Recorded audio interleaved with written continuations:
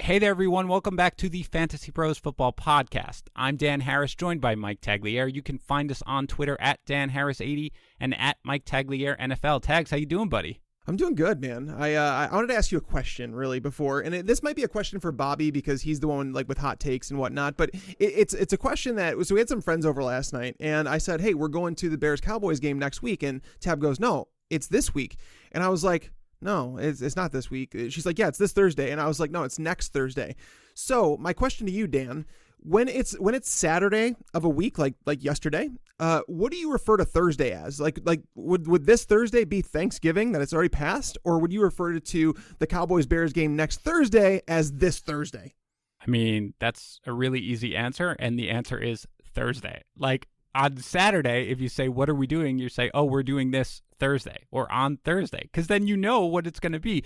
But would it be this Thursday or next Thursday? Okay, if you had to call it something, if you had to say something, it would be this Thursday. It would not be next Thursday because, Tags, there was a whole Seinfeld bit about this entire thing, man. You can get yourself into major trouble if you're going to just throw around words.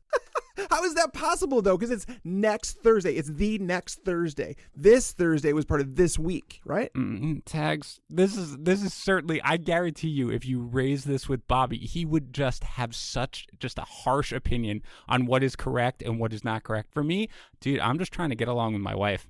Whatever she said, I would be fine with. I'd be like, "Yeah, you're right, honey. Sorry about that. This next Thursday, whatever you want." Either way, just say Thursday. We're going to go see the Bears on Thursday. Why say this? Why say next? Tags, you're just unnecessarily creating problems in your life, man. You need me as your life coach, dude. That's what you gotta do. Before you have any conversations with your wife, text me, say, "Dan, I'm gonna say this. What do you think?" I'm gonna be like, "I don't know, buddy. Maybe walk that back a bit." Trust me. I've got it down to a science. All right, let's start with your winners and losers, as we always do. Give me your biggest winner. They're actually both in the same game again. And this one is because it's hard this time of the year to find winners and losers because we obviously know the roles and whatnot. But there's a few guys that we were we're still unclear about their roles. And the biggest winner of today would be O.J. Howard for me. He's a guy that obviously fell into the doghouse after he had that weird fumble a couple weeks ago. But the last 2 weeks, he's been kind of getting more and more snaps. He caught 5 of 6 targets today for 61 yards. It wasn't a particularly good matchup, but now they're going into a matchup with the Colts. Zone heavy scheme. They've really struggled against tight ends this year. I do happen to like him. So he gained a lot of stock. And then the biggest loser for me was Ronald Jones. I mean, if you couldn't trust Ronald Jones in a matchup like this, there is no possible way that you could trust him going into the fantasy playoffs. I mean, it came out after the game. Bruce Arians said that he missed a blitz pickup and he was just sent to the bench. And anytime someone's on that short of a leash, it's kind of ridiculous, because Ronald Jones hasn't been particularly bad in pass blocking over the season, but it is what it is. And Ronald Jones is my biggest loser because he is totally off my fantasy radar right now. Yeah, I mean, Howard is fine as your biggest winner. We have talked about Howard a number of times on this show, and I'm fine with it. I mean, he certainly got back in, the good graces. He had a good game, played well. He was heavily involved. So certainly if you're looking for good matchups going forward, at that point, once you get past the top 6 or 7, you're basically throwing darts, so I'm fine with it. With Jones, this is just where'd you have him ranked this week, Tags, out of curiosity, off the top of your head? I had him ranked at, I think, RB19. Right. Yeah, I had him around there as well, and there really was no reason to think that this could happen, but the point that you raise is critical, okay? He might, play extremely well next week against the Colts. It's possible, but the fact that he missed a blitz pickup and then was essentially benched for the rest of the game. I mean, you cannot start anybody. I mean, you think about Chris Carson, right? Chris Carson has fumbled like 90 times. Right, exactly. And Pete Carroll just keeps rolling him out there. It's like, no, it's fine because he's got the leash. But when you're on something like that, it's terrible. Now, I assume, Barber obviously scores the 2 touchdowns, by the way. Not a great line, 17 carries, 44 yards. I assumed you're just not starting anybody in the Bucs backfield going forward. Is that fair to say? That's exactly how I feel. And I still think that Ronald Jones is probably the one that would like, if it, when it comes to ranking them next week, they're going to be playing the Colts. It's a tough matchup on the ground. I know Derrick Henry just went off, but that's a tough matchup. So I don't want to start either of them, but if I was forced to choose one, I'd still probably say it's Ronald Jones because as we've seen with Arians, with O.J. Howard, he does bench somebody for a game and then he puts them back into the role. And knowing that Ronald Jones is supposed to be their future, the guy that they spent a 2nd-round pick on, I would assume that he's going to kind of walk back into that role. But still, it's not a situation you want to trust, and it's not a good matchup this coming week either. Yeah, absolutely. You can't be. If you're still playing next week, then you're in the playoffs. There's no possible way that you could risk your playoff life on either one of these guys at this point, and it's just a huge disappointment. He's clearly the biggest loser on the day. All right, so look, normally what we do here is we go into What's Your Problem, Man, which I know you love, but your rankings this week were pretty pristine, other than Ronald Jones, and someone thought it would be a good idea to end the bye weeks in week 13, so we're just going to need to skip it today. For the record, though, I was going to call you out on your ranking of Emmanuel Sanders rest of season because you're way too high, despite the fact that he's topped 41 yards just once in his 6 games with the 49ers. So for people who really were desperate to hear something, that's what it would have been, but we're going to get right into the games. But before we do get into at least starting with the Thanksgiving games, I want to tell everyone that we are going to be announcing the winner of our Dak Prescott helmet giveaway on Monday's show. Now, that signed Dak Prescott helmet, all of our helmet giveaways, they come from our good friends over at Pristine Auction. You know about Pristine Auction. It's the only place you need to go if you're looking to get any piece of sports memorabilia. So you go to pristineauction.com. You register for an account, which is free to do, by the way. What are you going to see? Well, on your home screen, if you look on the left side, you're going to see tons of categories of items being auctioned off.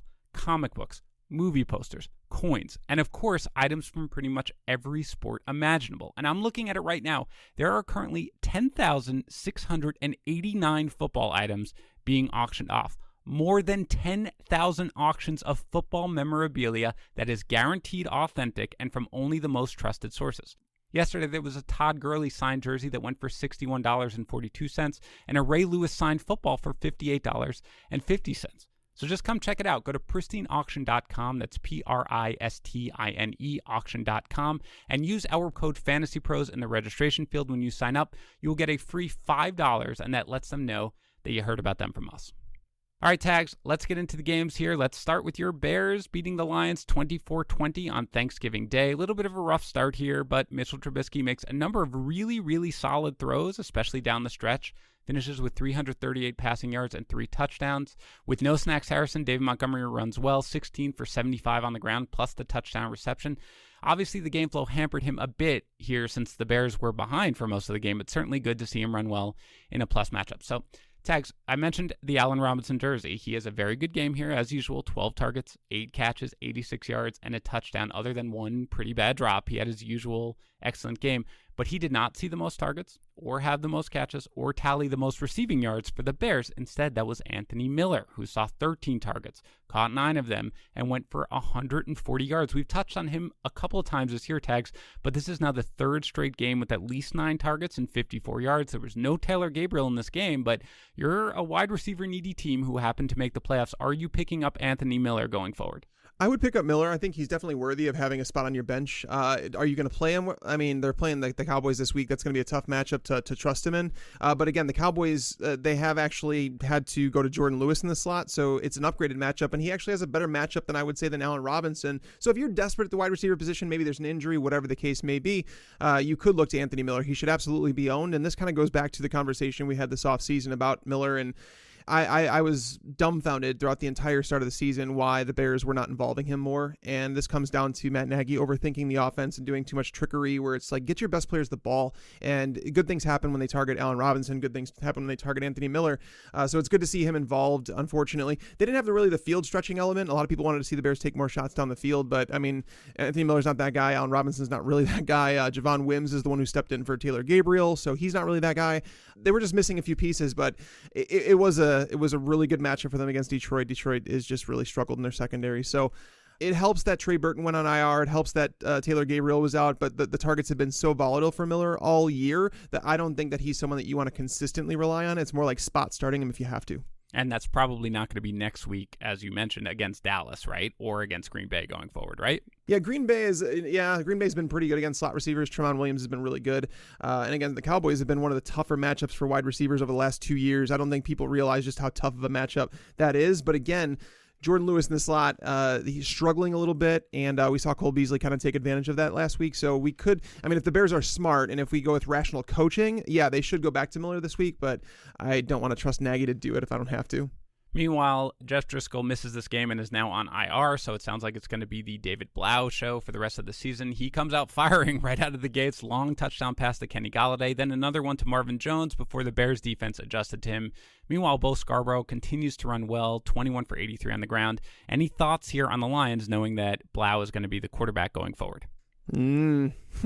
Not good. Blough, if you watched that game on Thanksgiving, I know a lot of people did because it's obviously nationally televised. It's Thanksgiving. The first touchdown to Kenny Golladay, Golladay just outran Prince Amukamara. They didn't have a safety covering the top for whatever reason. And then if you saw like throughout that entire first half, it was like, he was throwing to open spots in the field. They're like, why is it every time that he drops back to pass, there's just an open spot on the field? It's just what the Bears were doing. But going against Minnesota this next week, Minnesota has been a matchup where you can attack them through the air, but Blough, I'm not going to trust him. So I'm going to downgrade everybody in the Lions passing core. And looking at Bo Scarbrough, yes, he's getting the early down work, but he has one target through 3 games as the workhorse running back, the early down running back, I should say. So, I mean, if we like predict game script here, Minnesota is probably going to be favored in that game by double digits, and it's in Minnesota. So you're going to kind of downgrade everybody. So Bo Scarbrough is somebody that I really don't want to start in that game at all. Like, he's going to be outside my top 40 running backs, I'm going to guess, even though he is getting most of that early down work. Whereas Golladay, probably down in maybe high-end wide receiver 3 territory. Marvin Jones, wide receiver 4. That's kind of how I feel about him. I'm just not excited about those guys because the floor, whenever you think about someone that has like the risk, you have to think, what's the ceiling, what's the floor? Golladay got 5 targets. Marvin Jones had 6 targets. And that's in a game that Blough threw the ball 38 times. They're not going to have him throw the ball that much. They're not going to control the ball, the clock, all that stuff.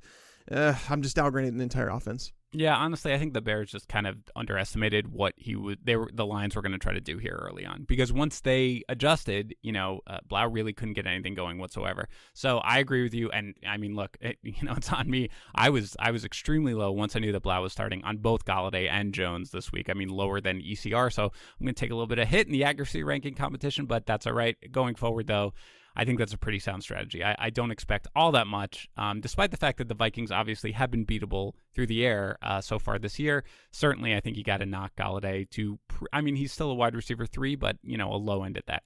Let's move on to the next game. Bills 26, Cowboys 15, an incredibly impressive win here for the Bills. Josh Allen throws just 1 touchdown pass to Cole Beasley, who executes the revenge game narrative with 6 catches for 110 yards and a touchdown. Meanwhile, Devin Singletary totals 101 yards and a receiving touchdown, not from Josh Allen, instead from John Brown, who saves a mediocre day with his passing TD. Ordinarily, I would ask Tags, the Bills have a tough schedule going forward. Baltimore, Pittsburgh, New England. Can you trust Josh Allen and John Brown? But I've asked that each of the last 2 weeks, so I'm happy to ask it again, but you can just talk about whatever you want to talk about from the Bills. Well, the thing is it really is a tough schedule, and like this is nothing against Josh Allen or John Brown. It just has to do with us. We have to look at the schedule, right, and say they're playing against Baltimore, a team that legitimately you do not want to run into right now. One of the best teams playing in football. Then they play against Pittsburgh in Week 15, a team that's playing for the playoffs, and they've been a brutal matchup for quarterbacks dating back to when they got Minkah Fitzpatrick. And then Week 16, if you want to win a fantasy championship, they're playing New England. I mean, this is a brutal schedule. And by the way, John Brown, he hasn't totaled more than 40 yards. I think like 36 yards was over the last 2 weeks.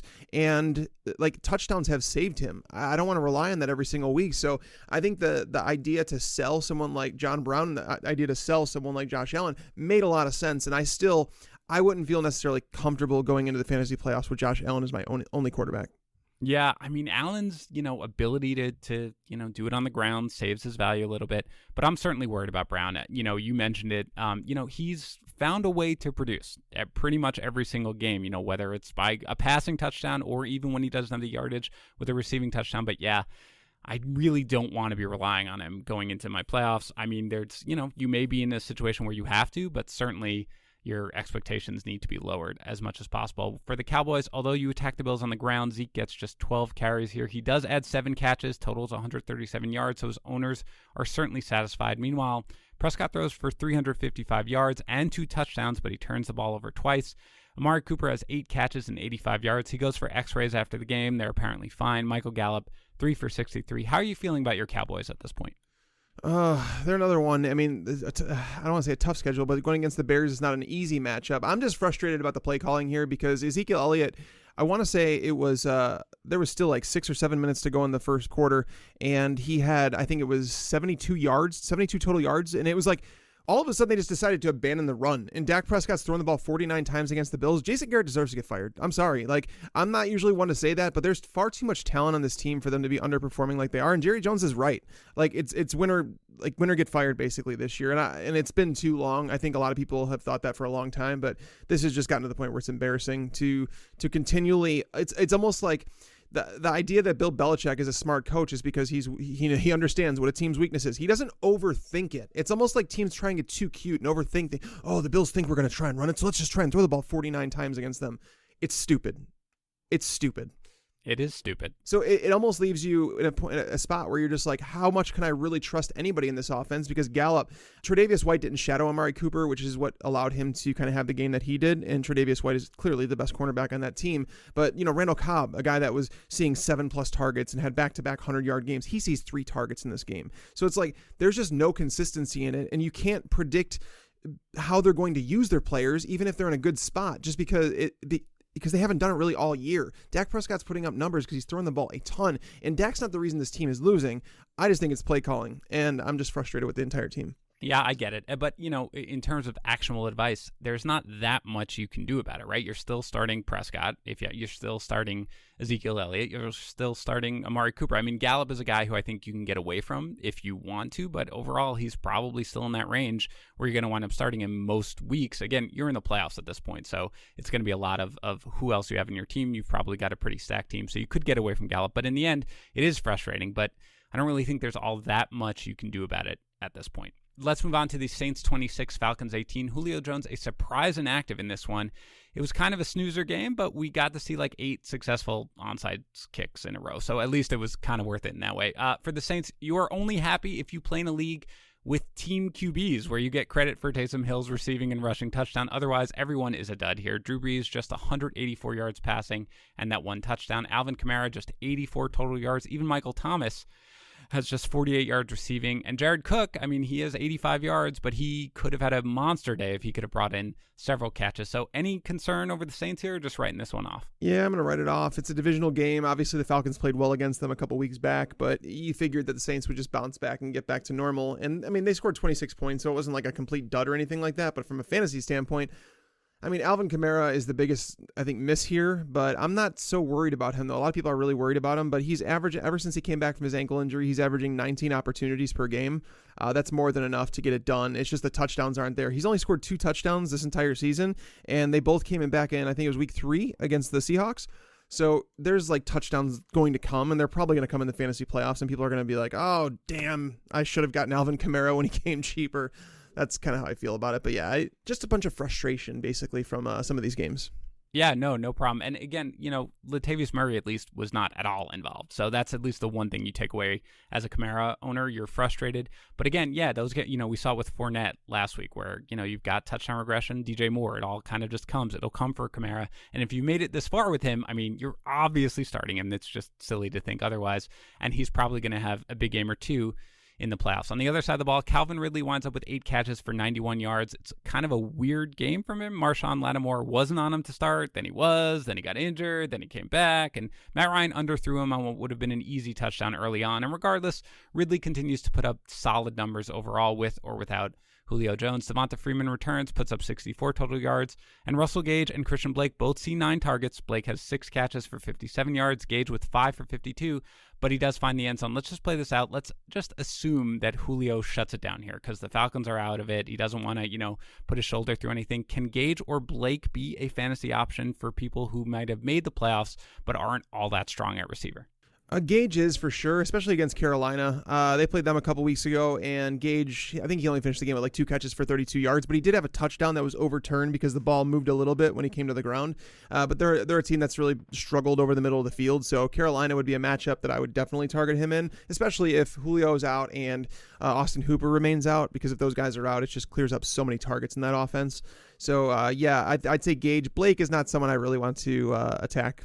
Yeah, no, I agree with that. But Gage, yeah, look, he's involved. And again, I'm not saying that Julio Jones is going to shut it. We all thought he was going to play in this game. So, with a short week, it was probably something where he just didn't want to risk it. And my guess is he'll be back next week. But if not, I agree. Gage is somebody you can take a look at. If you're in a deeper league, if you've got injuries, or if you're struggling a wide receiver, he certainly could be a viable option. Let's move on to today's games, and let's start with the Dolphins 37, Eagles 31. It is the DeVante Parker show, the only other guy who could have been your biggest winner. 10 targets, 7 catches, 159 yards, and 2 touchdowns. Tags, you had him 26th in your rest of season rankings coming into the week. He's got 3 straight games with at least 6 catches and 91 yards. He's got the Jets, the Giants, and the Bengals remaining. Where is he now if you updated your rankings rest of season? I did. I moved him to 23. Digging Parker. I mean, I've been saying it in the primer, and it's almost like you're worried because it's the Dolphins, right? But at the same time, you have to say to yourself, like, the Dolphins are always in game scripts where they're going to be throwing the ball a lot. They don't have anybody that can run the ball. I mean, even Patrick Laird, they went to him today. Gave him 10 carries. He had 5 yards. Kalen Ballage had 3 carries for no yards. Like, this team cannot run the ball. So they're going to go through Fitzpatrick, like it or not, and he's willing to throw it up in one-on-one situations to Parker. So I'm digging it, man. Like, he's someone that I've said, if you removed his name from his jersey and if you just kind of like broke everything down and look at the numbers that he's produced all year, he'd be started as a top 18 wide receiver every single week. So I'm not going to start doubting him now, especially with good matchups on the horizon. Now, with the running back, you mentioned Ballage, you mentioned Laird. Ballage left with what looked like it could have been a serious leg injury. I haven't seen any updates on it. So it could be Patrick Laird probably leading the way in the backfield. You mentioned the 10 carries for 5 yards. He does add 4 catches for 43 yards. Is he a guy who, if you're desperate at running back, you can start giving the Jets aren't a great matchup, of course, but is he a guy who fantasy owners should be looking at, you think, assuming that Ballage is out, let's say, for the rest of the season? If you have to start Laird in the fantasy playoffs, I feel bad for you. I don't want to start him against the Jets. The Jets have been a really tough matchup for running backs. Not many people realize that. So, yeah, I really don't want to rely on him if I don't have to. He's kind of like I'll put him in the Nyheim Hines, Duke Johnson type territory where, like, I don't feel great about him. But, I mean, he's a body, so there's that. He is a body. I mean, that's true. If you're in the playoffs, you probably don't need to go that deep, but, you never know whether or not, you might be dealing with injuries or you might have somehow survived despite having basically a black hole at your RB2 spot. Let's move on to the Eagles side. Jordan Howard out again here, so Miles Sanders carries the load, 17 for 83 on the ground, plus 5 catches for 22 yards and a touchdown. Carson Wentz throws for 310 yards and 3 touchdowns with an interception on a final play Hail Mary. And Alshon Jeffrey sees a whopping 16 targets, catches 9 of them for 137 yards and a touchdown. Biggest takeaways here on the Eagles side of the ball. The NFC East, man. It's who wants it least, buddy. That's what it is. It really is. And you would think with the way that this offensive line is supposed to be, like, they're widely, Dan, they're widely considered the best offensive line in football, if not top 3, right? And yeah, for whatever reason, they're struggling to run the ball on a consistent basis, and they haven't stuck with the run. It's like they have 19 carries in a game against the Dolphins. That's a team that's, like, I think they're facing over 23, 24 rushing attempts per game. So they didn't even run the ball as much as they should have with Miles Sanders. Carson Wentz missing guys wide open in the flat. He hasn't looked good. Alshon Jeffrey, I know he has a big game, but Nelson Aguilar was overthrown a few times. I saw Ertz drop one basically in the end zone. He was playing through a hamstring injury, but this is just an underperforming team, and it's so weird because it almost goes back to the Bears and the Rams. It's like these teams that were supposed to be, headed towards a bright future with young coaches, with good quarterbacks or young quarterbacks that were supposedly developing, and all of them are stuck in this rut right now. And the Eagles are 5-7, I don't even think there's a chance they make the playoffs, is there? Unless they own a tiebreaker of some sort. But no, I think they both control their own destiny at this point, because don't they play each other? Did I make that up? I thought they both control their own destiny at this point going forward because they play each other. I could be making that up. I don't have the schedule up right now. Yeah, I don't have it up either, but Alshon Jeffrey is someone that you start. Zach Ertz is basically losing targets to Dallas Goedert, but you're going to start. I think you could start both of them every single week. I had Goedert. I was teetering, ranking Goedert higher than Ertz this week. I ultimately landed with Goedert right behind him. But, obviously after the game, I'm like, dang it, I should have stuck with Goedert because I was worried. I really was worried about Ertz coming into this game with that hamstring injury. Yeah, no, certainly not a great game for him. But and I did confirm they do play each other. I believe it's the final week of the season, so or something at some point coming up. So both teams control their own destiny. So hopefully they can both just lose the rest of their games until they have to play each other to see which side will sneak in there between the Eagles and the Cowboys. Let's move on to the Bengals 22 and the Jets 6. Bengals get their first win of the year here with Andy Dalton back. It's not exactly a dominant performance, but you've got 2 guys who you want to start in Cincinnati, Tyler Boyd and Joe Mixon, and both get it done here. Mixon, just 19 for 44 on the ground. We did talk about how the Jets are a difficult run defense, but he does find the end zone. He has 4 catches for 26 yards. Tyler Boyd, 10 targets, 5 catches, 59 yards, and a touchdown. The Bengals have the Browns, the Patriots, and the Dolphins on tap. If you make it that far, are you starting both Mixon and Boyd in all of those matchups? I think you can. Mixon, they've made a commitment to him, getting 20-plus touches basically every single week now, ever since Ryan Finley took over, and that's not going to change with Dalton under center. I would actually add Auden Tate as someone that I think is startable most weeks too. There was only one game this season, well, ever since he came into the starting lineup, where he's seen fewer than 6 targets. So if you're getting 6+ targets, 7-8 targets, I mean, you're startable most weeks as like a wide receiver 4. At least it gives you a floor performance. Whereas Tyler Boyd is someone that's been a little bit more up and down. But yeah, I think you're going to start both of them in terms of Boyd and Mixon. But again, I will add Auden Tate with Andy Dalton under center. I would say that Auden Tate is in the mix for a top 45 wide receiver for the rest of the season. Yeah, Tate does lead the team in yards here with 66. He's 7 targets and 4 catches. Yeah, he's, with Dalton, I agree. He's somebody who you can take a look at if you're struggling at the position. But of course, I agree with you on Boyd. Mixon, you were starting anyway. You were disappointed, but you were always starting him essentially as an RB2. I think a lot of owners were basically ready to kind of cut bait on Boyd. I mean, he had the bigger game last week, and then he follows this one up with another touchdown. So probably they were hanging on, but I know owners have been frustrated. I do think that he is a guy who you can start each and every week. Real quick, I do want to say that both CJ Uzomah and Tyler Eifert dropped touchdowns in this game, so Andy Dalton's game should have been bigger than it was. Yeah, no, I mean, I'm sure you're not starting any. I mean, maybe you're in a 2-quarterback league and you're really desperate at some point, but it's certainly not something where you're going to be looking at Dalton or anything from a fantasy perspective. For those of you who took the Jets in your survivor pool, or you started Jets players in your fantasy league, welcome to my life. This is what it is like to root for the Jets. The only decent player from a fantasy perspective is Robbie Anderson, who has 7 catches for 101 yards. Everyone else is terrible. Sam Darnold, just 239 yards. Le'Veon Bell, just 67 total yards. Jamison Crowder, 2 catches for 8 yards. So we can't trust Crowder anymore. We now know that for sure. But you're still starting Bell against the Dolphins next week, right, Tags? Yes, you're still starting him, but the disappearing snaps are worrisome. This is something that's been going on. It's now 3 weeks straight where they've kind of cut him back to a guy that was playing like 90+% of the snaps to a guy that's playing about 65%.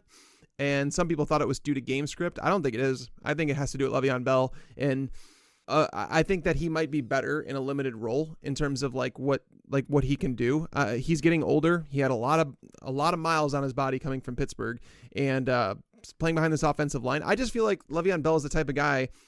Obviously, he was willing to sit out a season, all that stuff. I feel like the guy, he's almost like, it is what it is at this point, and he understands that he's not playing for a winning team, and he's stuck in the situation, and he's fine getting himself pulled out of a game rather than like saying, no, I want to stay in the game, like leave me in, coach, because he's dealing with a knee injury or whatever he's dealing with, and it's been an ongoing thing with him. But yes, you are starting him against the Dolphins in the end. I think that's the main takeaway here, though. I don't think you're insulting Le'Veon Bell, Tags. I know exactly what you're saying. He's a guy who sat out for an entire year. Like, he's a guy who probably is looking after, in some capacity, his ability to play, his best interests and everything like that. He's got a long-term deal. He's going to be with the team for a while. So he wants to essentially, to put it nicely, take care of himself. And I think that that's fine. And that might be what you're going to see. But I agree. We've talked about it. Once you get past, a certain level, I don't know what it is here, top 12, maybe something like that, everybody has warts. And even though Bell did not give you a big game here, has, not given you a ton of yardage pretty much at any point this entire season, he's a guy you certainly have to keep rolling out there for now, including next week against Miami. Before we go further, I want to talk about HelloFresh. So if you've listened to any of the podcasts that I have hosted over the past few years, you know that I moved from the exciting and fast-paced life of New York City to the even more exciting and fast-paced life of New Hampshire. It was a big change. We did it to be closer to my wife's family because we have young kids. And the thing was, though, when we moved here, my wife was barely able to survive. We had 2 little kids. It takes a lot out of you. She never wanted to cook. But we had heard good things about HelloFresh. We decided to try it, and we have not looked back. HelloFresh gives you easy, seasonal recipes and pre-measured ingredients delivered right to your door. Seriously, with their step-by-step instructions and their pre-measured ingredients, it not only takes only about a half hour to prepare a meal, anyone can do it. Legitimately, I'm an embarrassment in the kitchen normally. It took me like 2 months to figure out how to make my kids an edible grilled cheese sandwich. But when my wife went back to work, I volunteered to take over some of the cooking, and I have zero problems making what amounts to an actually delicious meal. They have something for everyone. Seriously, they've got family recipes, calorie smart, vegetarian, and they offer fun menu series like Hall of Fame and craft burgers. And the calorie smart ones, which my wife loves and makes me eat anyway so that I will, quote, live longer, unquote, are delicious. This week, I'm on duty for the crispy maple mustard chicken, which is my favorite calorie smart meal, and I'm going to crush it. I'm not going to lie. It's also crazy flexible. My wife works part-time now, as I mentioned, so we started changing up the delivery days. And when we're out of town on vacation, we just skip a week. And right now, you can get 9 free meals by going to HelloFresh.com/pros9 and using our promo code PROS9. That's HelloFresh.com/pros9, promo code PROS9.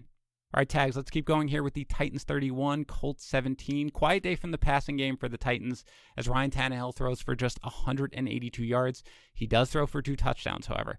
Derrick Henry loses the early fumble, but 26 carries for 149 yards on the ground with the score. He adds 3 catches for 17 yards, and no Titans receiver goes for more than 45 yards. So I feel like this is just kind of what the Titans are now, right? Derrick Henry is a monster and a guaranteed RB1 each and every week. Ryan Tannehill is a streaming quarterback, and he's got some good matchups left, and you can't start any Titans receiver. Is there anything that you want to add to that? It's so weird, right, that we have Ryan Tannehill doing what he's doing, and no Titans receiver is no receiver or tight end is trustworthy for Tannehill, but he continually puts up. Like, I think today it was just above 15 fantasy points, but I mean, in the starts he's had, it's 6 starts now. He's scored at least 19 fantasy points in 5 of them, and then, like, again, 15 points in this one. So he's been producing, but the receivers just aren't there. I mean, Corey Davis, 2 targets. A.J. Brown, 4 targets. Jonnu Smith, we figured he'd have a bigger part of the offense with Delaney Walker going to IR officially, but no, 2 targets. It's just, they're playing the Raiders this week, so it's going to be very tempting for me not to rank Corey Davis and A.J. Brown as wide receiver 4s, but I mean, we just have to look at this and say Ryan Tannehill's just been extremely efficient with what he's doing, and he's spreading around the targets, so Tannehill and Henry are the only ones that you could trust to start. No tight ends. And even though the matchup against the Raiders is coming up, that's been a matchup where you can throw on them. Like, you can do that. And Tannehill might, but he's I would actually trust him moving forward. He provides a floor. Like, if Sam Darnold has a bad day, or, Derek Carr has a bad day, or some of these other streaming quarterbacks that people are contemplating, Nick Foles, if they have a bad passing day, they have nowhere to go in terms, they have no floor. And Ryan Tannehill on the other end of that spectrum, if he has a bad passing game, he can bring it to the ground and he can actually make yardage with his legs. So that's why he's a better streaming option than those guys. I had him ranked as a top 12 quarterback this week, and I felt bad about it, Dan, because the ECR on him was like 18, and I didn't understand why. So I mean, I don't think he wound up finishing top 12, but he's provided a stable floor, and I'm willing to trust him against the Raiders next week. He's legitimately one of the safest quarterbacks in all of fantasy football, which is crazy to think about when you do. But, he's playing very, very well. You watch him. He's accurate right now. He's confident. He just looks very, very good. So, it's weird that you can't start any wide receiver or pass catching option at all confidently. But in terms of him, yeah, absolutely. If you are, sort of struggling at quarterback, if you made the playoffs, you go ahead. He's available in most leagues. You can pick him up and not worry too much about it, even in 1 quarterback leagues. For the Colts, the Jonathan Williams love ends pretty quickly. Williams has 8 carries for 14 yards and 1 catch for 11 yards. Meanwhile, Jordan Wilkins sees 11 carries for 47 yards plus 2 catches for 9 yards. Here's the thing. It's a matchup with the Bucs coming up. That's terrible for running backs. Marlon Mack, there was a report this morning that he's shooting for a return next week anyway. So instead of those guys, let's talk briefly about Nyheim Hines. You had him mentioned in your early waiver wire column. 4 carries for 22 yards and a score plus 2 catches for 18 yards. You think he'll be worth starting next week, Tags, and going forward in deeper leagues, or what?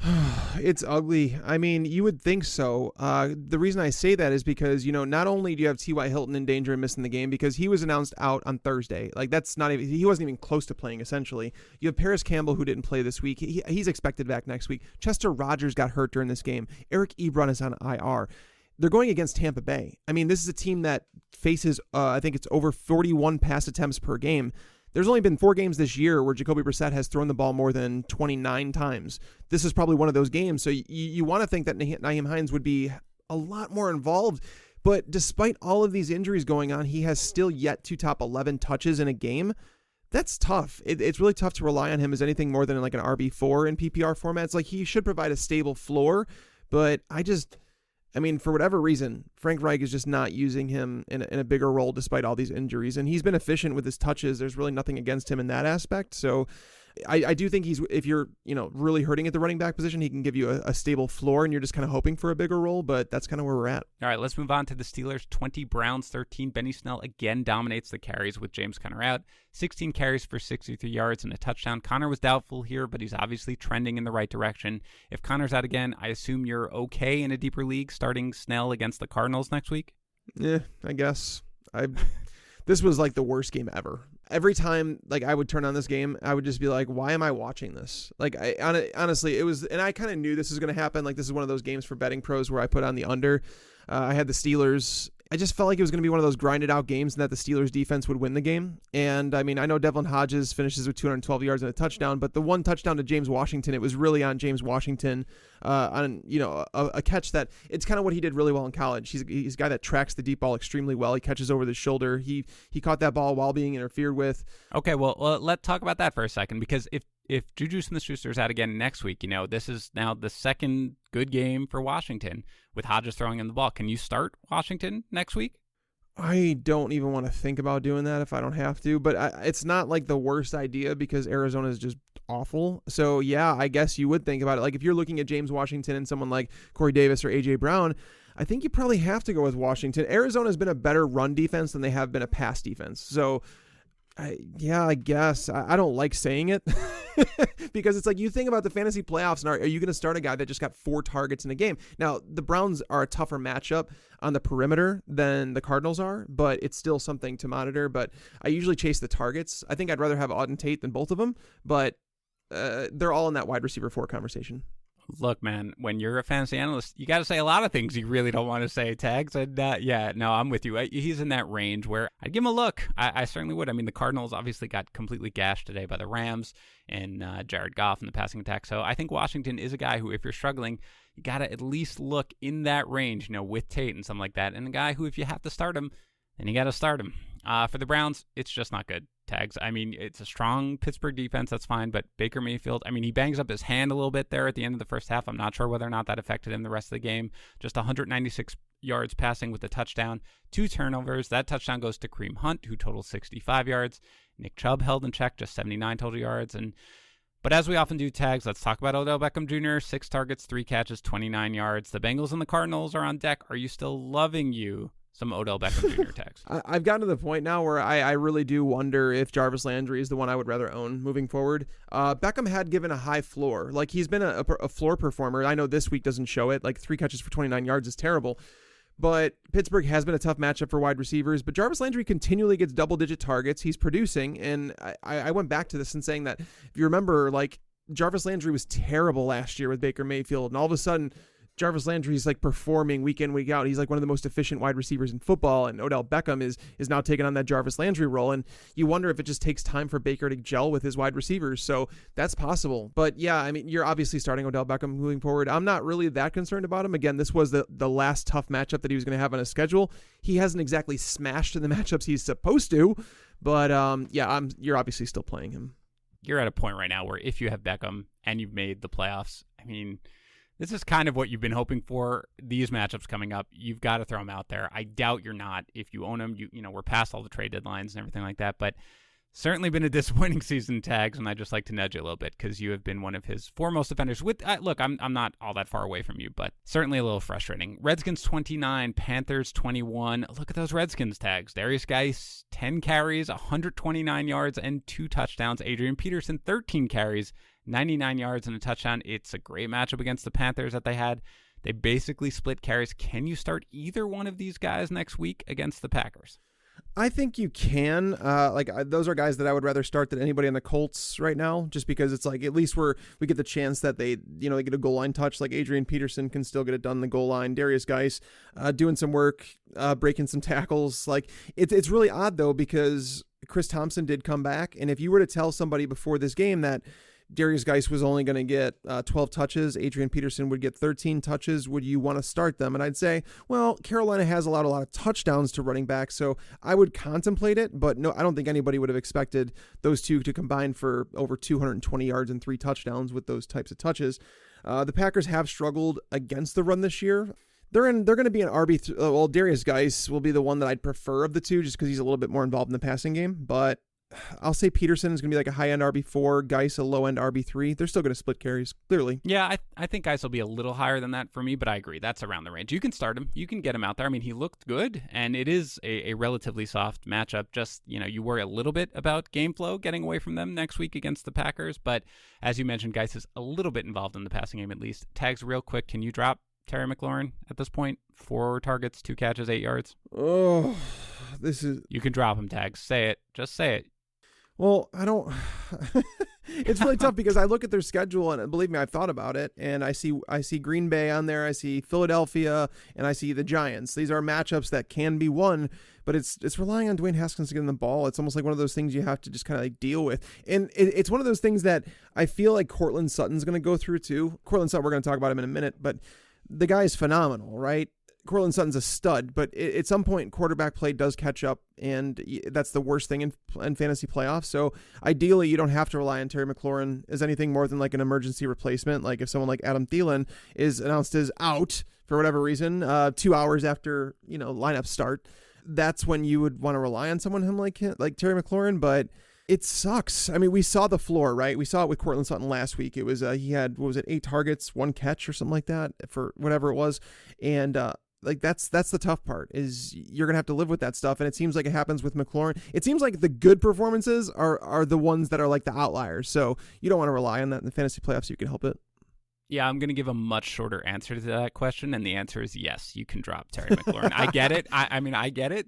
Who would you drop him for? What's a name? Give me a name that is like on the borderline where you would drop him for. Would you drop him for Anthony Miller? Okay, that's fair. Probably not Miller. Auden Tate. I'll drop him for Auden Tate. What about James Washington? Yeah, I probably will at this point, Tags. There's just no way at this point. And again, we're talking about the alternative being Duck Hodges. So this is a really low bar. Not great, Bob. I really think that Dwayne Haskins is sort of like at a level unto himself. I mean, look, I'm fine. If you were sitting there with McLaurin and you were like, oh, I can drop him for James Washington, I wouldn't be like, yes, run out there and make that move or anything like that. But for me, yeah, I probably would at this point. This is just, I'll take the devil I don't know over the devil I do at this point because the one that I do is not working for me. So it's not good. All right, let's move on to the Panthers here. I'll be honest, Tags, I did not watch this game, but every single time I checked in on it, Kyle Allen was either being sacked or missing his receivers by a ton. So from a fantasy perspective, though, he gets it done. 2 passing touchdowns and a rushing touchdown. You get the rare non-dominant game from Christian McCaffrey. He still goes for 102 yards. And DJ Moore catches the early touchdown pass and then gets some late work, thankfully, to get up to 75 yards receiving. Curtis Samuel also gets back in the end zone, 65 yards. Everyone kind of chipped in here from a fantasy perspective, Tags, but it still kind of just feels like a disappointing day and should have been more. Any takeaways here from the Panthers? There's some serious talent on this roster, and I can't wait to see what they do. A lot of people knew that Cam Newton wasn't getting it done. He's struggled as a passer throughout his career. He's losing some of that mobility, so he's not as imposing to an opposing defense. But like looking forward, it's like Kyle Allen's not the answer. I think we could all agree on that he's not the guy that's going to lead you to a championship, and you don't have a good enough team, like particularly the defense, to win a championship with him. But the question is, what do they do? Because you look at DJ Moore, the guy's a superstar. Like, he can play all over the field. He's a guy that can get it done after the catch. Obviously, he's played that number 1 role in this offense. Curtis Samuel is a guy that can get open deep. He can create separation, but Kyle Allen's really struggled to throw the deep ball. He's the worst deep passer in the NFL, and that's why Curtis Samuel hasn't scored with the targets that he's had. That's why he's struggled so much. Christian McCaffrey's obviously a stud. So it's like, I can't wait to see what this offense can do when they have a quarterback who's Kyle Allen was competent for part of it, but I feel like this team can be a lot better in terms of like what they bring to the table on offense. I don't want to see Ron Rivera fired, but I do want to see. I almost want to see someone else brought in. Like, let's say that they decide to not pick up the option on Cam Newton and kind of move on in a different direction. Do they sign someone like Andy Dalton and say, can you run this offense better than Kyle Allen can? And I'd say yes. I'd say the Bears are in a position where they should sign someone like Andy Dalton and give Mitch Trubisky some competition on the roster. Like, that's a guy that I would bring in because I believe that he's a competent NFL quarterback that can get it done. He's not someone who's going to carry your football team, but he's also not going to lose you games like Kyle Allen has at times. Yeah, no, I agree. I think Allen has shown enough here to show everybody that he is not the answer, regardless of Cam Newton. So I agree. You bring in just sort of a replacement level, normal, quarterback, somebody like Dalton, and I bet that this team is a playoff team because they do. DJ Moore is one of my favorite players in the NFL. I just think the guy is so talented. So yeah, I agree. But again, you're able to start these guys. They're still giving you week in and week out production. So you've at least got that for the rest of the season. Let's move on to the Packers 31 and the Giants 13. Now, I was watching this game pretty closely, and part of the reason was because the Packers laying 6.5 was one of our top bets that we listed on Thursday's Betting Pros NFL podcast. Now, we do 2 of these each week. You can find them over at bettingpros.com/podcast. We do 2 shows each week. On Monday, we give our early reaction to the lines for the following week's games. And on Thursday, we give some of our best picks, some prop bets, things like that. So if you subscribe on Monday night, you're going to hear me and a guest looking at every game on the Week 14 slate. And we're going to give you our thoughts. And again, a lot of it is relevant to fantasy as well because we kind of break down the games and what we can expect on both sides of the ball. And also, like the Fantasy Pros podcast, we do plenty of helmet giveaways over there. When you leave a review for the show on Apple Podcasts or Stitcher, and you send a screenshot of the review to contest@bettingpros.com. So go over, give it a listen. It's a good time, I promise. So this is a predictable bounce-back game here from Aaron Rodgers. He throws for 243 yards and 4 touchdowns, 2 to DeVante Adams, who has 6 catches for 64 yards, 1 to Allen Lazard, who catches all 3 of his targets for 103 yards, but the running backs are really the story here. Tags Aaron Jones, 11 carries, just 19 yards. He chips in 4 catches, but just 13 yards. Jamal Williams, meanwhile, looks much better, 10 for 41 on the ground, 4 catches for 26 yards through the air. Jones had just 38 yards last week, Tags. How are you feeling about this Packers backfield? Oh, I mean, this was a weird game in the snow. Obviously, so it's gonna change some of the outputs that players would have and may not have had. Aaron Jones, it's not like he ran poorly, but the offensive line wasn't blocking particularly well. He did have a couple carries near the goal line, lost yardage because he was hitting the backfield. I think he had a carry of 9 yards at some point. So basically he had 10 other carries that amounted for 9 yards. It was not a good game for Aaron Jones, but it wasn't really all on him though, because he was just getting repeatedly hit in the backfield. They do want to involve him more, and you can see that they tried to involve more in the passing game. This was it's just a weird game in terms of the snow and what it allowed them to do. This could have been a game where if this was a dry field, I truly believe that Aaron Rodgers would have thrown for 400 yards and 6 touchdowns. It was that type of game plan where they came out like that. And I know that he still put up competent totals, but it could have been so much bigger. I'm not worried about Aaron Jones so much. The fact that they continually talk about getting him the ball more, especially in the passing game, it tells me that it is something that they understand that's lacking a little bit as of late. And why should we doubt them? They've been honest about the whole idea that, we want to get Jamal Williams more involved in the offense and we want to keep it near a 50-50 split and this and that. And they continually did that. So I'm not necessarily worried about that. The only wide receiver on this team, DeVante Adams, is the only one you can trust. Allen Lazard looks really good, but I mean, when you get 3 targets, I know he put up 103 yards and a touchdown, but can you trust that walking into the fantasy playoffs outside of an emergency situation? Probably not, but he is operating as the number 2 receiver for Rodgers, so he's one of those guys that I definitely keep him on my fantasy bench. He's one of those high priority wide receivers that if something happened to DeVante Adams and he had to miss more time, Lazard would walk into a role where he's seeing 6+ targets, and I'd start him. Meanwhile, on the other side of the ball, Saquon Barkley totals 115 yards, and with no Golden Tate, Sterling Shepard goes for 40 yards and a touchdown. You tweeted it out. It was Shepard's first touchdown of his career on the perimeter. There was some thought that Shepard wouldn't even make it back this season from his concussion, but now he's got the Eagles, the Dolphins, and the Redskins left. How do you feel about Sterling Shepard going forward? I like him. I mean, he even with Golden Tate in the lineup, he's seeing 7+ targets, 9 targets in some of those games. So the targets are there. Saquon Barkley's obviously not carrying this team the way that some people thought, but again, we still have yet to see a game with Barkley, with Ingram, with Tate, with Shepard all on the field at the same time. And it's teams are going to have trouble trying to figure out, the game plan and what the Giants are going to do. But it seems like Sterling Shepard has been a constant favorite of Daniel Jones. So, I mean, he's going to be in that wide receiver 3, wide receiver 4 territory most weeks. And it's a high floor performer. You may not get a massive ceiling, but he should come with a decent floor most weeks. All right, let's move on to the Ravens 20, 49ers 17, a game that totally lived up to the hype, even in the awful weather.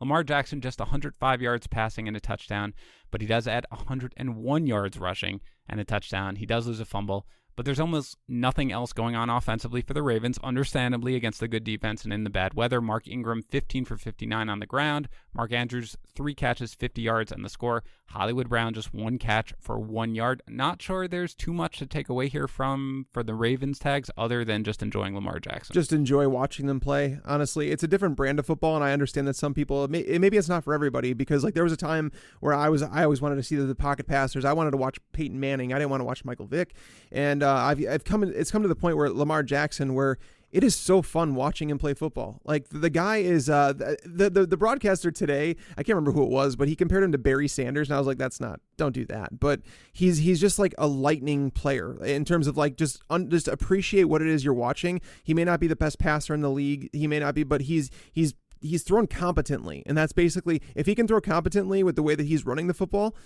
this team is like very hard to stop, because you have to assign a spy, and then you're basically you're keeping 6-7 men in the box to defend against Mark Ingram, who could run the ball very well. They haven't really taken many shots down the field to Marquise Brown, and maybe that's like one of those things where it's like, we're going to continue to draw defenders up. We're going to force them to bring everybody. We're going to force them to bring their safeties down into the box, and then we're going to open up the offense and beat them that way.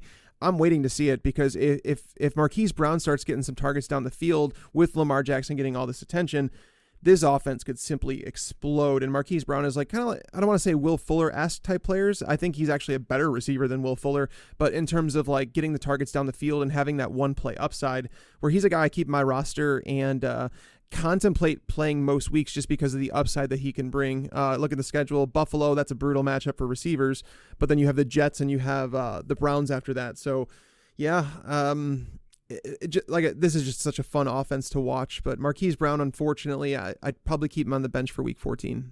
Everything about what the Ravens have done this season is awesome. I mean, really awesome. To completely reinventing the offense, to Harbaugh getting, going with analytics and being far more aggressive on 4th down and everything like that. But really, right now, it's really difficult to see anyone beating them just with the way they're playing on both sides of the ball. But in terms of Hollywood Brown, yeah, I agree. There's going to be a boom game, maybe 2 or something like that. But it's a little difficult to rely on him. Just sit back. If you own Lamar Jackson, you are in the playoffs, and enjoy what you're watching.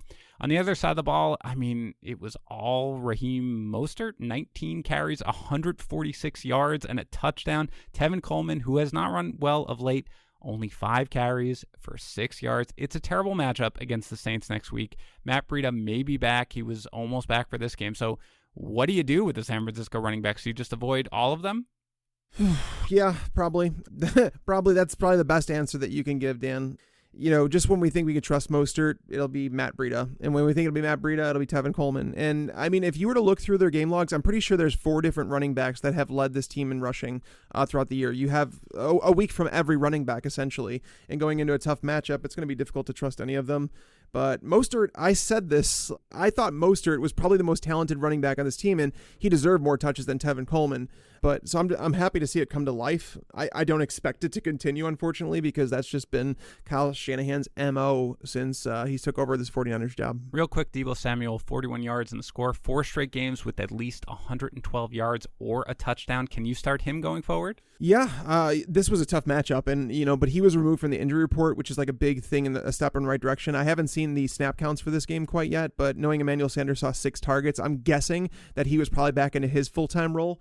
But both of these guys, like Jimmy Garoppolo, has supported a couple fantasy relevant wide receivers. And again, the matchup against Baltimore, I didn't expect too much, but I said that Deebo Samuel might be the best 49ers wide receiver for the remainder of the season, just because with Emmanuel Sanders kind of battling through that rib cartilage injury.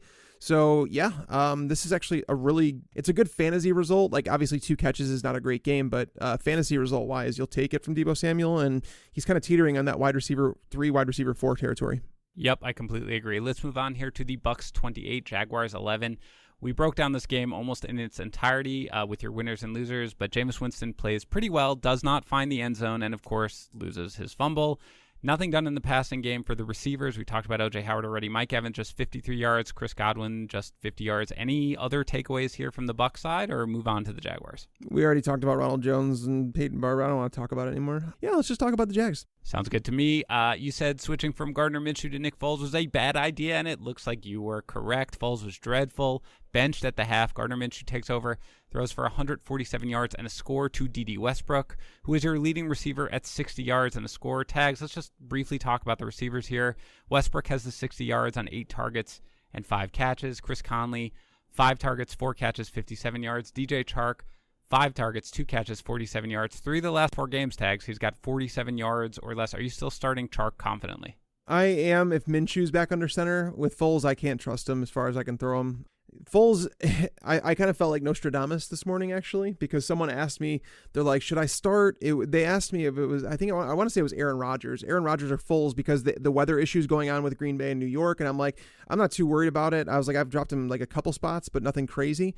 I was like, I wouldn't be able to live with myself if I played Foles over Rodgers and Rodgers goes off. And I was like, realistically, Nick Foles, with the way he's playing, he could get benched in this game. Like, I know it's Tampa Bay, but I'm telling you that Nick Foles has been bad enough where he might get benched for Minshew. And it happened. And I'm like, I feel kind of smart. You know, like when that stuff happens, you're like, wow, it did happen. But I don't know if the Jaguars are going to stick with Minshew because they've paid Nick Foles so much money. They were bidding against nobody in free agency, and they're going to kind of pay for this. Doug Marrone's going to get fired. This team is just in complete disarray right now. But the bottom line is that I feel like Nick Foles is the Josh Rosen of this offense, where it's like when he's playing, I don't know who I can trust. Where if Minshew's playing, at least I know I can trust someone like DJ Chark to get enough targets to be fantasy relevant. That's fair to say, and I guess we'll just need to wait and see who's starting next week. The only person you can trust in this offense for sure, regardless, is Leonard Fournette, who does very little on the ground, but sees 11 targets, 9 catches, and 53 yards through the air, so he saves his day, as he almost always does.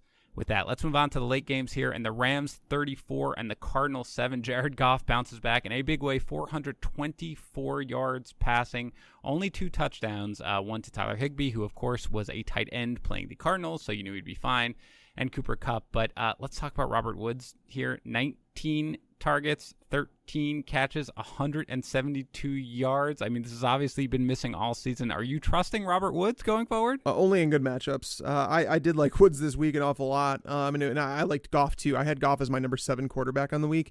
I kept looking at it and thinking like someone else is going to catch on to this. Someone else is going to be with me. And no one ever came around to it. Like his ECR stayed around like 15 or 16. And I was worried about it, and I was like, whatever, I'm playing him in DFS. I'm going for it, and I'm obviously happy it worked out. But looking at the head of the schedule, they have Seattle. That's a team that he's played pretty well against. That's not like a worrisome defense. After that, it's Dallas, and then it's San Francisco. So I would trust him in Week 14, yes. But after that, no. After that, I'm kind of fading the entire offense. I think that all of that is absolutely fair to do. On the other side of the ball, look, Kyler Murray was just running for his life the entire game. He was sacked 6 times, throws for only 163 yards and a pick. He does run for a touchdown, and it really just shows his athleticism, how he was able to get that done. Look, on the ground, Kenyon Drake, 13 carries for 31 yards. David Johnson, 4 carries for 15 yards. I don't know if we've talked about it. Can you drop David Johnson at this point? Like, is there any hope that he's going to do anything remainder of the season? Nope. Absolutely not. Like I said this a couple weeks ago, and people were like, "No, you can't drop David Johnson." I'm like, I think you can. I don't know if you're ever going to trust him again. They have 3 running backs healthy now. Chase Edmonds is healthy; he'll be active next week, and yeah, I think David Johnson's droppable, unfortunately. Yeah, no, I agree. I mean, it's hard to do, but in the end, right, I highly doubt that he's going to provide any fantasy value going forward. Anybody else? Are you starting Fitz? He has a decent game here, 56 yards receiving, or is he just doesn't have the ceiling to warrant starting? Right. It's more about like looking, like you said, when you're starting a player like Fitz, you have to think, is his floor high enough to justify a lack of ceiling? And the answer is probably no. They're going against Pittsburgh next week. That's been a tough matchup for wide receivers. Cleveland after that, it's a decent matchup, and then Seattle to close it out. So 15 and 16 aren't the worst matchups for him, but week 14, he is what he is at this point, where it's like if you have some high variance options in your wide receiver 1 and wide receiver 2 spot, you want some stability, I guess, but his floor hasn't even really been that high this year. It's almost like you approach him like Cole Beasley. I know it sounds weird, but that's the type of player that he is in fantasy football right now. No, I think that's a really good comp. He's a guy who I really liked coming into the year. He started off great, but yeah, he just doesn't have it right now. It's really difficult if you've made the playoffs to continue to throw him out there. Let's move on to the Chiefs 40, Raiders 9. Kind of a weird game here for the Chiefs offense. I mean, it was windy. They had the game well in hand. They had a defensive score, but Patrick Mahomes, and what's a great matchup at home, just 175 yards passing and 1 touchdown. He does run for a touchdown, as does Darwin Thompson, who sees the most carries, 11 for 44 yards. LaShawn McCoy also finds the end zone, but just 5 carries for 10 yards. Nobody really does anything in the air. The one receiving touchdown is by Darrell Williams, so all the running backs get involved. Travis Kelce's your leading receiver with 5 catches for 90 yards. Tyreek Hill held in check, 5 catches for 55 yards. So, I mean, let's assume Damian Williams is out. Who, if anyone, are you starting from that backfield next week? It seems like Darrell Williams, that's probably a season-ending injury, I think. It was non-contact. I can't imagine he's going to be okay. So you're probably looking at McCoy and Darwin Thompson taking the backfield. And, I mean, looking at it, Darwin Thompson out 11 carries to 5. I know this game was it was kind of a blowout throughout. So it's not like there was any competition, so that could have played into it. I think it's going to be somewhat of a timeshare where you're probably going to see a 50-50 split between the two. But I'm at the point now where I might just take the upside with Darwin Thompson because LaShawn McCoy is clearly not trusted with more than like a 12-touch role in this offense. They want to monitor him and like limit his touches because he's a veteran. They give him a week off because he's a veteran. I think it's a bunch of crap, but whatever. Darwin Thompson would probably be my preferred option. Yeah, I mean, look, I don't know what the prognosis is here for Damian Williams tags. Do we know, by the way, if he's supposed to come back next week or how bad the rib injury is? No, I don't. But I know he didn't practice obviously at all this week, and he was announced out like early. Whenever a player is announced out days before the game, you always have to wonder about their next week's availability. So I would plan on being without him for another week. If he's active, it just creates a stupid timeshare that.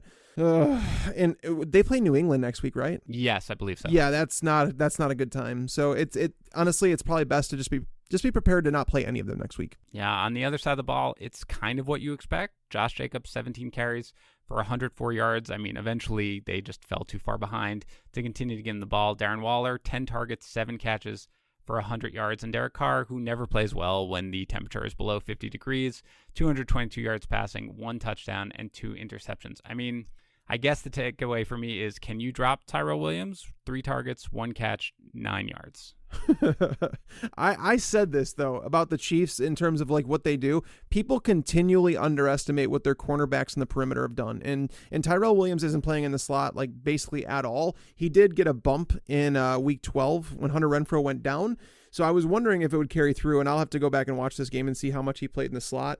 But Tyrell Williams has been a massive disappointment. Without those touchdowns at the beginning of the year, people would look at him. It's basically how I felt about him coming into the year. I didn't like him, and then I was like, well, I'm proven wrong after the first 3 weeks because he kept scoring and whatever. But as the year's gone on, he's just gotten worse and worse and worse. His target floor in this game, I figured it would be at least 6 targets, so I did rank him inside my top 36 wide receivers.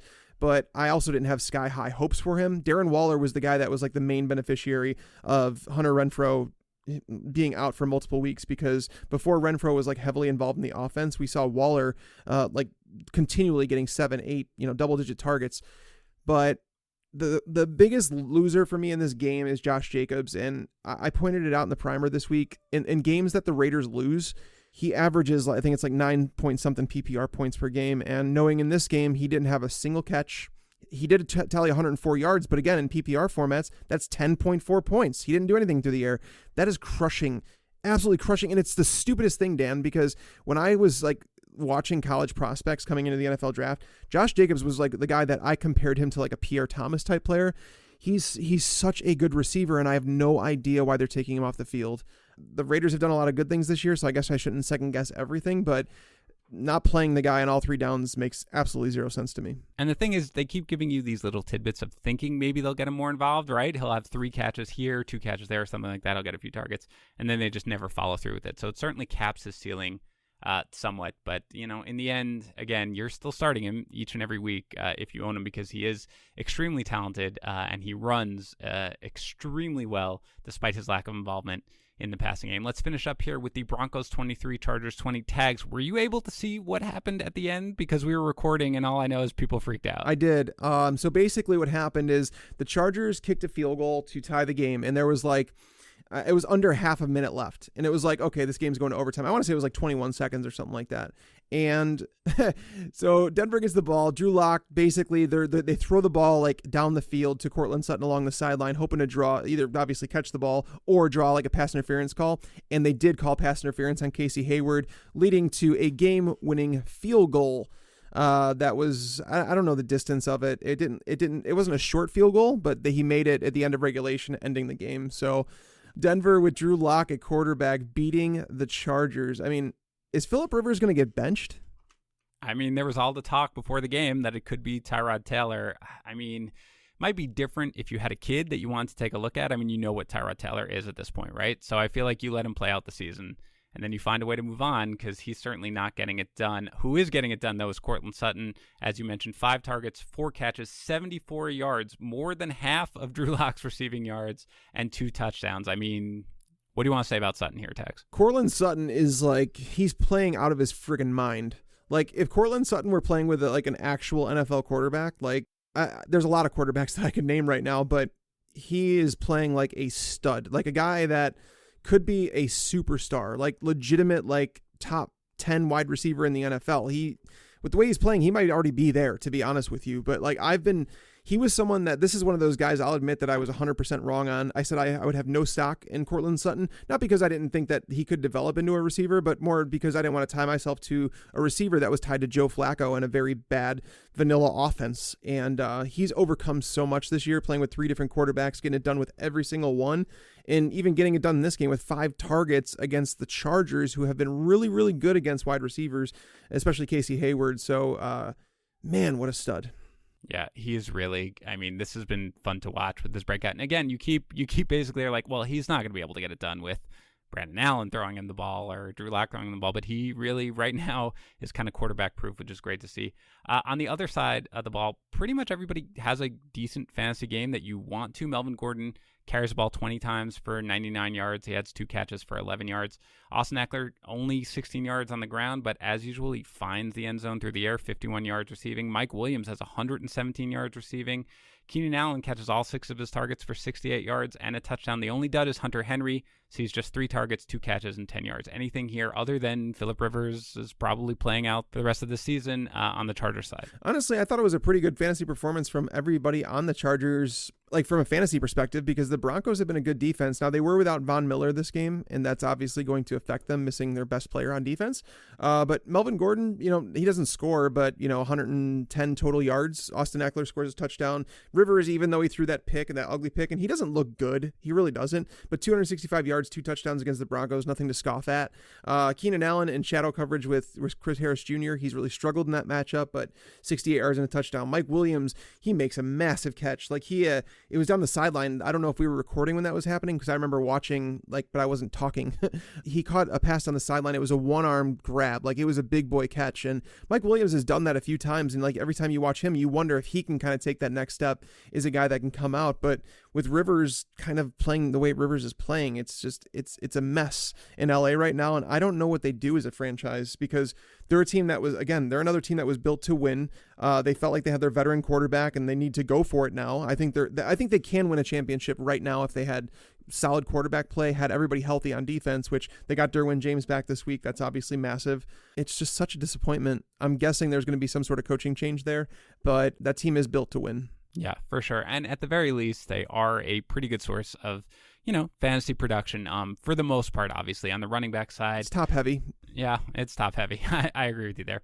All right, that's going to do it for today's show. Thanks again to Pristine Auction, who sponsors our Dak Prescott helmet giveaway. Remember, they have a ton of auctions every day where you can get all sorts of fantastic items for your man cave. Just go to PRISTINE auction.com, and don't forget to use the referral code FANTASYPROS in the registration field when you sign up for a $5 voucher. Thanks also to HelloFresh. If you like delicious, fresh, easy to prepare meals, then you need to go to HelloFresh.com/pros9. Use our promo code pros9 to get 9 free meals. Again, that's HelloFresh.com/pros9 and promo code pros9. Enjoy your Monday Night Football, everyone. Bobby and Tags will be back to get you through the rest of the week.